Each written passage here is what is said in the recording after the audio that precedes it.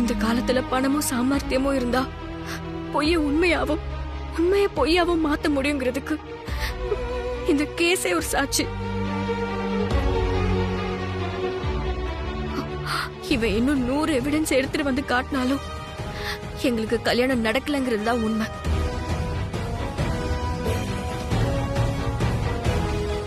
நீங்க இதுவரை எந்த நிரபராதிக்கும் தண்டனை கொடுத்தது இல்லைன்னு சொன்னாங்க. இது உங்களோட கடைசி கேஸ்ன்னு வெளியில பேசிக்கிட்டாங்க. அவசரப்பட்டு தப்பான தீர்ப்பு கொடுத்து என் வாழ்க்கையை அழிச்சிடாதீங்க ஐயா. தயவு செஞ்சு தப்பான தீர்ப்பை எழுதிடாதீங்க ஐயா.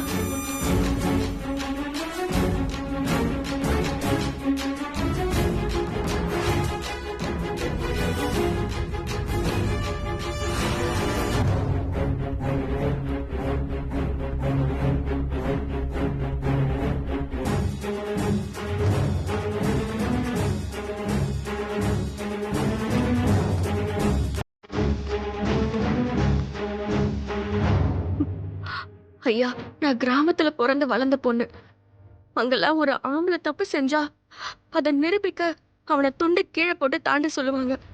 கல்யாணம் ஆன பொண்ணு தப்பு செஞ்சிருந்தா பெத்த புள்ளைய போட்டு தாண்ட சொல்லுவாங்க. பொய் சொல்றவங்க இது ரெண்டையும் செய்ய மாட்டாங்கன்றது நம்பிக்கை. என் பக்கம் உண்மை இருக்குங்கிறத நிரூபிக்க எனக்கு குழந்தை இல்லை.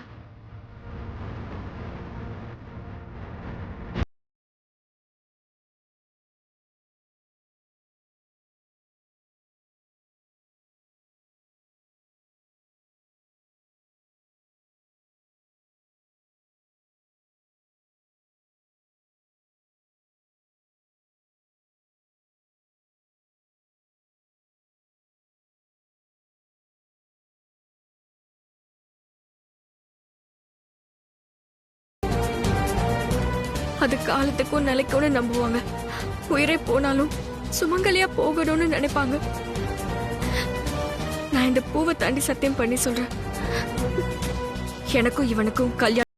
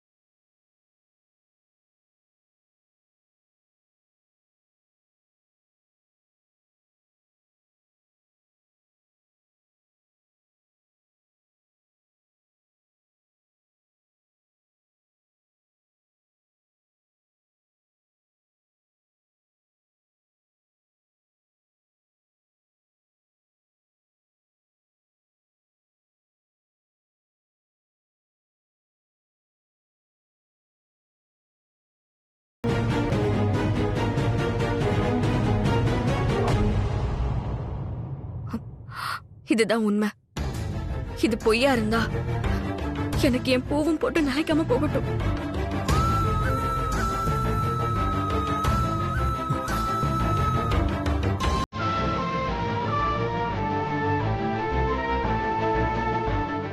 என்னம்மா இது? பூவெல்லாம் தாண்டி சென்டிமெண்ட்டாக எதோ பேசுகிறேன். எனக்கு ஒரே கன்ஃபியூஸாக இருக்குமா? ஐயா, இதெல்லாம் ஏமாத்து வேலை, நீங்கள் அனுமதிக்கவே கூடாது. ஏங்க, நான் எதை அனுமதிக்கணும் அனுமதிக்கூடாதுன்னு நீங்கள் சொல்லிட்டு இருந்தா எப்படிங்க? சாரிங்க ஐயா, இப்போ இந்த சாட்சியை நீங்கள் அனுமதிச்சிங்கன்னா எதிர்காலத்தில் குற்றவாளிங்க வேட்டியை போட்டு தாண்டுறேன், துண்டை போட்டு தாண்டுறேன்னு அவங்க ஊர் பஞ்சாயத்து மாதிரி இந்த கோர்ட்டு படி ஏறிக்கிட்டே இருப்பாங்க. இதே கோர்ட்ல உங்களுக்கு முன்னாடி குழந்தைய போட்டு தாண்டின பொய் சத்தியம் பண்ண சம்பவமும் நடந்திருக்கு. அது உங்களுக்கும் தெரியும். கரெக்டு தாங்க. தான் விரும்பின ஆம்பளையவே கல்யாணம் பண்ணுங்கிறதுக்காக எப்பவோ ஏதோ ஒரு பொண்ணு குழந்தையை தாண்டி பொய் சத்தியம் பண்ணிருக்கலாம். அதுக்காக ஊர் உலகத்தில் இருக்க எல்லா பொண்ணுகளுமே அப்படி பொய் சத்தியம் பண்ணுவாங்க நினைச்சிட முடியுமா? எனக்கு நீங்க வேணும்னா ஒரு நாள் அவகாசம் கொடுங்க. நாளைக்கு ஆதாரத்தோட வரங்கய்யா. ஐயா, இந்த பொண்ணு தான் குற்றவாளிங்கிறதுக்கு போதுமான ஆதாரம் இருக்கு. வழக்க இன்னொரு நாளைக்கு ஒத்தி வைக்கிறது புரியலங்கய்யா. இல்ல இல்ல, அந்த பொண்ணு பேசுனதுக்காகலாம் நான் அப்படி அவசரப்பட்டு தீர்ப்பு எழுதிட மாட்டேன். கொஞ்சம் என்னை யோசிக்க விடுங்க.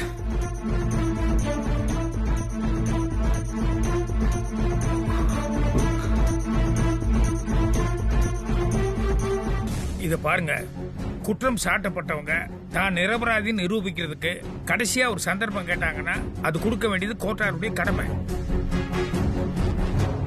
இத பாருமா, உனக்கு நான் பர்மிஷன் தர்றேன், ஆனா ஒரு கண்டிஷன். நாளைக்கு நீ உன் வக்கீலோட தான் கோர்ட்டுக்கு வரணும், புரியுதா? நன்றிங்கய்யா. இந்த வழக்க நாளைக்கு ஒத்தி வைக்கிறேன்.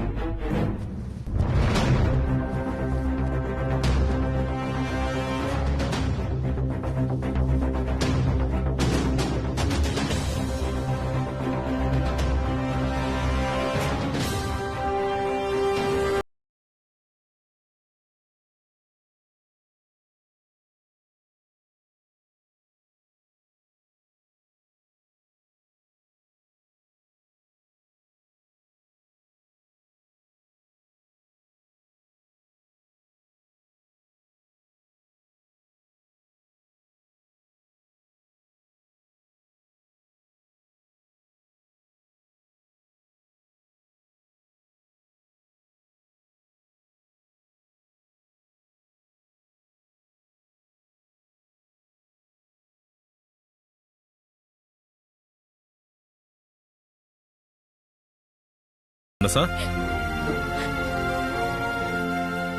என்னம்மா எதுக்கு அழுதுட்டு இருக்க? வித்யாவை நினைச்சா ரொம்ப கவலையா இருக்குப்பா. கோர்ட்ல வக்கீல் என்னெல்லாம் கேள்வி கேக்குறாங்களோ அவ எப்படி சமாளிக்க போறானே தெரியலையே. கிராமத்துல வளர்ந்த பொண்ணு, அவளுக்கு இந்த கோர்ட்டு கேஸ் எல்லாம் ரொம்ப புதுசு. எப்படி இந்த சிச்சுவேஷனை ஹேண்டில் பண்றாளோ. எந்த பிரச்சனையும் இல்லாம அவ இதுல இருந்து வெளியே வரணும்பா. என்னம்மா, நாமெல்லாம் சேர்ந்து தானே வித்யாக்கு தைரியம் சொல்லி அனுப்பி வச்சோம். இப்ப அவ போனதுக்கு அப்புறம் நீ தைரியம் இல்லாம அழுதா என்னமா அர்த்தம்? அவ இந்த வீட்டுக்கு வந்ததுல இருந்து நானே அவளுக்கு நிறைய கஷ்டத்தை கொடுத்திருக்கேன்ப்பா. இப்போதான் அவளை கொஞ்ச நாளா புரிஞ்சுக்கிட்டு அவளுக்கு சப்போர்ட்டா இருக்கேன். அவளை சந்தோஷமா பாத்துக்க ட்ரை பண்றேன்ப்பா. அதுக்கிடையில அவளுக்கு எவ்வளவு பெரிய பிரச்சனை, அதுதான் என்னால தாங்கிக்க முடியலப்பா. அவளுக்கு ஒண்ணும் ஆகாதுமா. இந்த உலகத்துல உண்மையை விட பெரிய ஆயுதம் வேற எதுவுமே இல்லை. அவகிட்ட அந்த உண்மை இருக்கு, அது அவளை காப்பாத்தும். நீ தைரியமா இரு மனசா.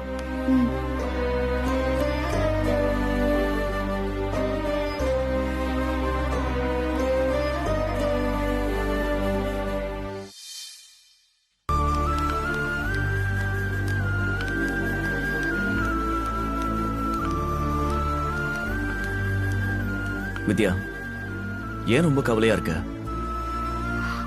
ஒண்ணும் இல்ல. கைரேகை ஒத்து போயிருச்சுன்னு ஃபீல் பண்றியா? ஏய், அவன் ஏதோ ஃப்ராட் வேலை பண்ணிருக்கான். அதான் நமக்கு இன்னும் ஒரு நாள் டைம் இருக்குல்ல. அதுக்குள்ள அது என்னன்னு நாம கண்டுபிடிச்சிடலாம். அத்தா, உன் பக்கம் உண்மை இருக்குன்னு நம்புறாருத்தா. அதனால தானே அவர் ஒரு நாள் அவகாசம் கொடுத்திருக்காரு.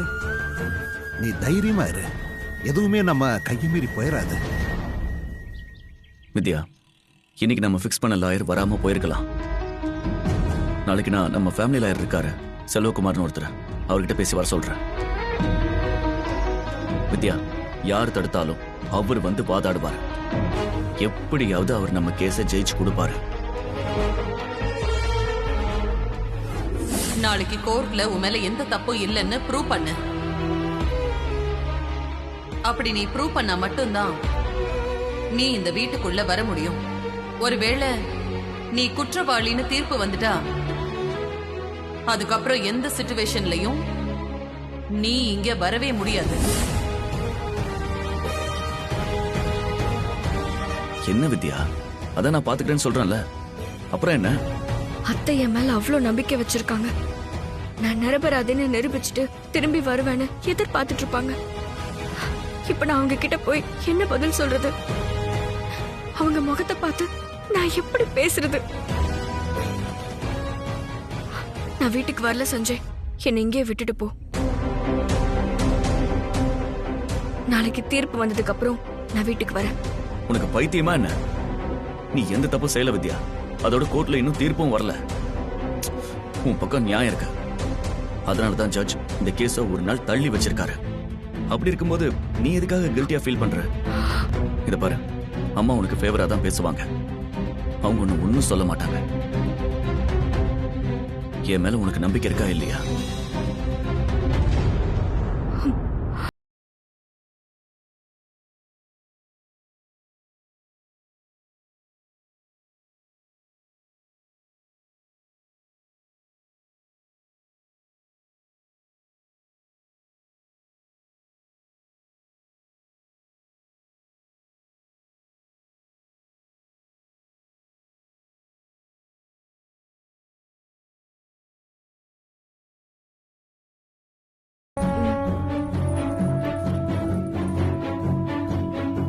ஏத்தா, கட்டின புருஷன் கண்ணு முன்னாடி நிக்கிறான்.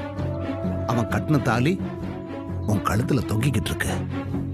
இத நீ வெளியில சொல்ல முடியாம இவனோ ஒரு உருக்கி பயில எதிர்த்து இப்படி போராடிட்டு இருக்கியே, வேதனையா இருக்குமா? உன் நிலைமை எந்த பொண்ணுக்கும் வரக்கூடாதுமா. வித்யா கழுத்துல தாலி இருக்கிற விஷயம் கோர்ட்ல யாருக்காவது தெரிஞ்சு ஜட்ஜ் இதை பத்தி கேள்வி கேட்டா வித்யா என்ன பண்ணுவா? ரஞ்சித் அதை அவனுக்கு ஃபேவரா மாத்திப்பானே. இதை எப்படி மேனேஜ் பண்றது? ஜட்ஜு கிட்ட உங்களுக்கு கல்யாணம் ஆன விஷயத்த சொல்லியிருந்தா அடுத்த நிமிஷமே இந்த கேஸ் ஒன்றும் இல்லாம போயிருக்கும். நீங்க இந்த சூழ்நிலையில கூட இத சொல்ல மாட்டேன்னு 2 பேரும் பிடிவாதமா இருக்கீங்க. தாத்தா, வித்யாவுக்கு எந்த பிரச்சனையும் வராது. அவளை என்கிட்ட இருந்து யாராலையும் பிரிக்க முடியாது. நிலைமை கைமீறி போச்சுன்னு வைங்களேன், நீங்க எடுத்த முடிவுக்கு நானே கட்டுப்படுறேன். அது வரைக்கும் கொஞ்சம் பொறுமையா இருங்க தாத்தா. அதான் நமக்கு இன்னும் ஒரு நாள் டைம் இருக்குல்ல. அதுக்கிடையில அந்த ரஞ்சித்தை எப்படி லாக் பண்றதுன்னு யோசிக்கலாம். பேரா, உன் மேல எனக்கு நம்பிக்கை இருக்கு பேரா. ஆனா அதையும் மீறி ஏதாவது அசம்பாவிதம் நடந்தா அப்புறம் நான் கண்டிப்பா உண்மையை சொல்லிடுவேன். சரியா? சரிங்க தாத்தா. நாளைக்கு பார்க்கலாம். பார்த்து போயிட்டு வாங்க. தாத்தா, பார்த்து போங்க. ஜாக்கிரதை. வரேன்.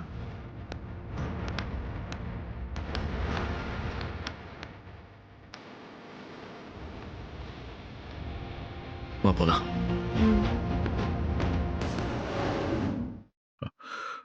போன் எதுவும் வந்துச்சா? இல்லப்பா. சரி, நீ பண்ணி பேசு. வித்யா, வித்யா, என்னாச்சுமா? கேஸ் முடிஞ்சிருச்சா? ஜட்ஜி உனக்கு ஃபேவரா தீர்ப்பு சொல்லிட்டாரா? அவன் சொன்னதெல்லாம் பொய்ன்னு ப்ரூவ் ஆயிடுச்சா? என்னாச்சு வித்யா? ஏன் அமைதியா நிக்கிற? கண்டிப்பா வித்யா தான் ஜெயிச்சிருப்பா. அதனாலதான் வீட்டுக்கு திரும்பி வந்திருக்கா. அப்படித்தானே வித்யா? நீ அமைதியா இருக்கிறது எனக்கு பதட்டமா இருக்குமா? நீ ஜெயிச்ச விஷயத்த உன் வாயால கேட்கணும்னு நான் நினைக்கிறேன். சொல்லுமா, உன்னை ஏமாத்த நினைச்ச அந்த ராஸ்கலுக்கு ஜட்ஜி என்ன தண்டனை கொடுத்தாரு? சொல்லுமா. என்னமா? ஏன் அமை? வித்யா, கேஸ் என்னாச்சு? வித்யா மேல எந்த தப்பும் இல்லைன்னு கோர்ட்ல ப்ரூவ் ஆயிடுச்சு. அவ ஜெயிச்சிட்டா. சொல்லு வித்யா, நீ நிரபராதின்னு எல்லாரும் கேட்கிற மாதிரி சத்தமா சொல்லு. கேஸ் இன்னும் முடியல மாமா.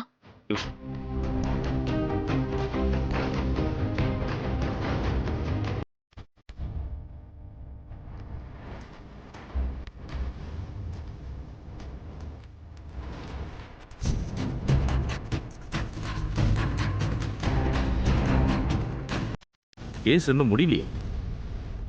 என்னம்மா சொல்ற? என்னாச்சு? கேஸ நாளைக்கு தள்ளி வச்சுட்டாங்க. ஏன்? ஏன்னா என்னால இன்னைக்கு நிரூபிக்க முடியலம்மா. நிரூபிக்க முடியலன்னா அப்ப நீ தானே குற்றவாளி. மேக்னா, வித்யா தப்பு செஞ்சிருக்க மாட்டான். வேற ஏதோ சதி நடந்திருக்கு. வித்யா, ஏன் உன்னால ப்ரூவ் பண்ண முடியல? நம்ம லாயர் ஒழுங்கா ஆர்கியூ பண்ணலையா? அவ்வளோ பிஸியான லாயரு அவர் எப்படிமா ஒழுங்கா ஆர்கியூ பண்ணாம இருந்திருப்பாரு? இவளுக்கு எதிரா எவிடன்ஸ் ரொம்ப ஸ்ட்ராங்கா இருந்திருக்கும். அதான் அவரால் ஒன்றும் பண்ண முடியாம போயிருக்கும். இது வரைக்கும் எந்த கேஸ்லயுமே தோக்காத ஒருத்தருக்கு இப்படி ஒரு நிலைமையா? அண்ணி, கோர்ட்டுக்கு போனது வித்யா. அங்க என்ன நடந்துச்சுன்னு அவ தான் சொல்லணும். நீங்களா ஏதாவது கற்பனை பண்ணி பேசிட்டு இருக்காதீங்க. இல்ல சஞ்சய், அவ சொல்றத வச்சு பார்த்தா எதுவா இருந்தாலும் வித்யா சொல்லட்டும். நீ கொஞ்சம் அமைதியா இருக்கியா? வித்யா, சொல்லு வித்யா, என்னாச்சு? எனக்கு வச்ச லாயர் கோர்ட்டுக்கே வரலமா.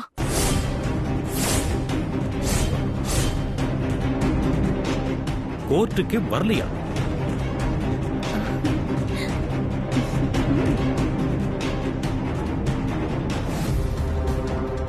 என்னம்மா சொல்ற? ஆமா மாமா, என் பக்கம் வாதாட ஆள் இல்ல.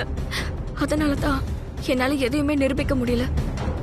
நான் ஜட்ஜையா கிட்ட கெஞ்சி இன்னொரு நாள் அனுமதி வாங்கியிருக்கேன். விஜய், அந்த லாயருக்கு கால் பண்ணு. சரிம்மா.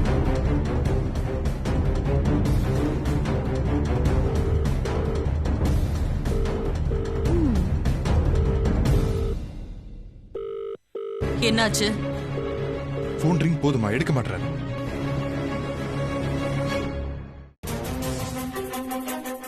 நேத்து நீ இந்த கேஸ பத்தி பேசும்போது உங்ககிட்ட அவர் என்ன சொன்னாரு? கண்டிப்பா ஆஜராகணும் தான் சொன்னாருமா. இப்ப ஏன் இப்படி பண்ணாருன்னு தெரியல. டேய், வர்றேன்னு சொல்லிட்டு அவன் எப்படி கோர்ட்டுக்கு வராம இருக்கலாம்? என்ன நினைச்சிட்டு இருக்காம? இந்த கேஸ்ல ஒரு பொண்ணோட வாழ்க்கையே அடங்கி இருக்குன்னு அவன்கிட்ட எடுத்து சொல்லியும் அவன் கோர்ட்டுக்கு போலனா என்னடா அர்த்தம்? விஜய், அவன் வீடு எங்க இருக்குன்னு பாரு. சரிப்பா. இப்போ போய் அவனை என்ன ஏதுன்னு கேட்டு வந்துருவான். என்ன விளையாண்டுட்டு இருக்கான அவன்? என்னடா யோசிக்கிற? வாடா. சரி, நில்லுங்க. யாரும் அவர் வீட்டுக்கு போக வேண்டாம். ஏன் போக கூடாது? அவனை நமக்கு எத்தனை வருஷமா தெரியும். அவன் எப்படி துரோகம் பண்ணலாம்? அவனெல்லாம் சும்மா விடக்கூடாது. அந்த சகுந்தலா வித்யாவை பழி வாங்கணும்னு நினைக்கிறா. அவதான் நம்ம லாயரை கோர்ட்டுக்கு வரவிடாம பண்ணிருப்பா. ஓ, அவ மேலதானே இதெல்லாமே? இதெல்லாம் அவ செய்யக்கூடிய ஆள் தான். இத்தனை வருஷம் அரசியல்ல இருக்கா, இத கூட செய்யல.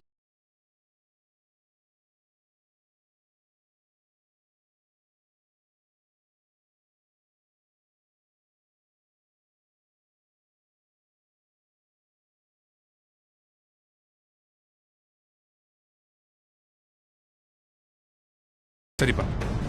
வித்யாவை நேர்ல கூட்டிட்டு போய் கேஸ பத்தின எல்லா டீடைல்ஸையும் சொல்லிடுவோம். வித்யாவுக்கு இதுக்கு மேல எந்த லாயரும் வேண்டாம்.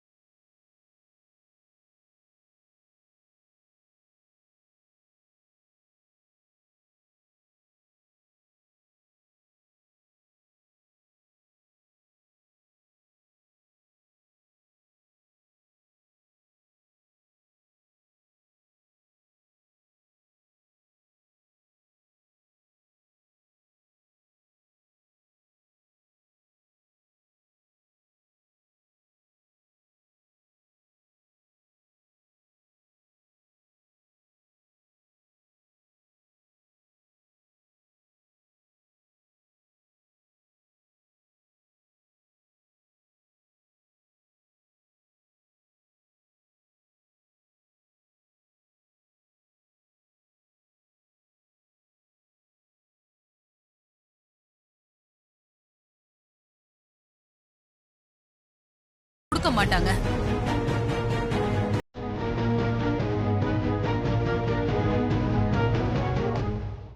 அப்புறம் யார் தான் வாதாடுறது? வித்யா மட்டும் தனியா கோர்ட்ல நின்னு என்ன பண்ணுவா? யார் தடுத்தாலும் தைரியமா நின்னு வாதாடக்கூடிய ஒரு ஆளால மட்டும்தான் இந்த கேஸை எடுத்து அவளை காப்பாத்த முடியும்.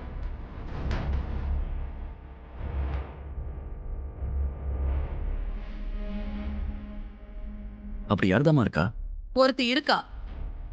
அவ மனசு வச்சா அவளால இந்த கேஸ வாதாட முடியும்.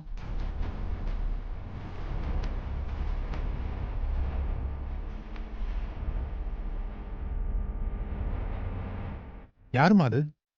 வேற எதுவும் பெரிய லாயர்? அவங்கள சகுந்தலாவால தடுக்க முடியாதா?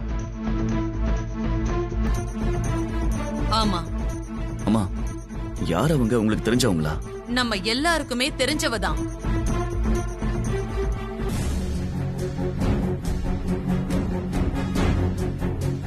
நீ யார சொல்ற? எங்க இருக்காங்க இந்த லாயர்? அவ லாயர் எல்லாம் இல்ல, ரொம்ப சாதாரணமான பொண்ணு. சட்டத்தை பத்தி கூட அவளுக்கு பெருசா தெரியாது. சட்டம் தெரியாது? சட்டம் தெரியாத ஒருத்தி வித்யாக்காக வாதாடி எப்படி ஜெயிக்க வைப்பா? வித்யா கிட்ட உண்மை இருந்தா கண்டிப்பா அவ வாதாடி ஜெயிச்சிருவா.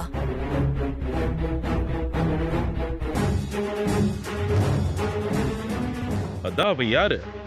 அவ பேர் என்ன? அவ எங்க இருக்கா? இங்கதான் நம்ம கூட தான் இருக்கா.